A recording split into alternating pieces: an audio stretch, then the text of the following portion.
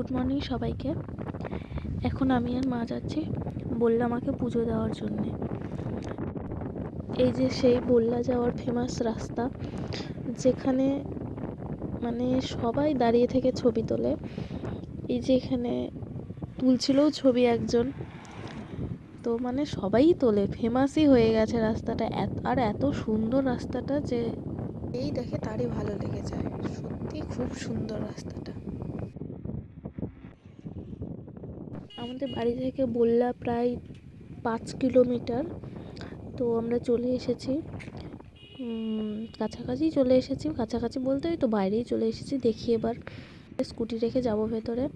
কত যে ভিড় হবে, এমনিতেই আজকে শুক্রবার, ভিড় তো হবেই।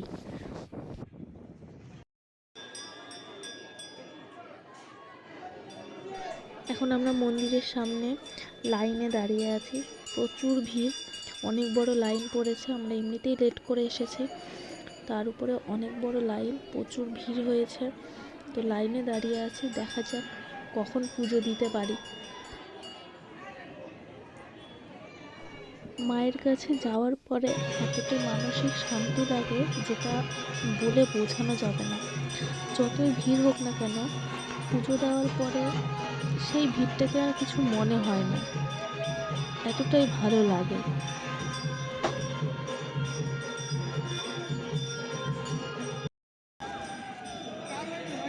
অবশেষে 2.5 থেকে 3 ঘন্টা লাইনে দাঁড়িয়ে থাকার পরে মায়ের দর্শন পেয়েছি, মাকে পুজো দিতে পেরেছি।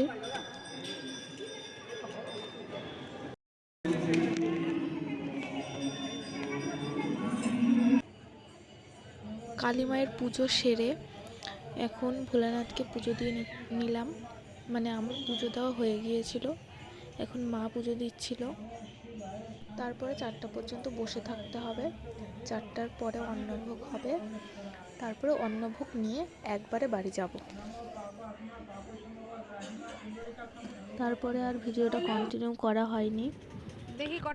সারাদিন উপোস করে থেকে তার উপরে আবার 3 ঘন্টা দাঁড়িয়ে থাকার পরে বাড়িতে এসে শরীরটা খুবই খারাপ হয়ে গিয়েছিল।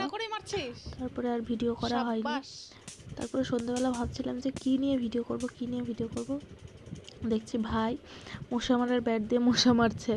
তো দিদি ওকে বকছিল, এমনভাবে মারছিল যে ক্রিকেট খেলার মতন করছিল। তো দিদি ওকে বকছিল, তো ওটাই ভিডিও করলাম। আর তার মধ্যে আমিও তো পাজি কম নয়। ও দিদি ওকে বকতো না, দিদি তো দেখতেই পাইনি। তো আমি উস্কে দিচ্ছিলাম অবশ্য, বকা খাওয়ানোর জন্যে। আজকের ভিডিওটা এই পর্যন্তই। যদি ভিডিওটা ভালো লেগে থাকে তাহলে একটা লাইক করে দিও।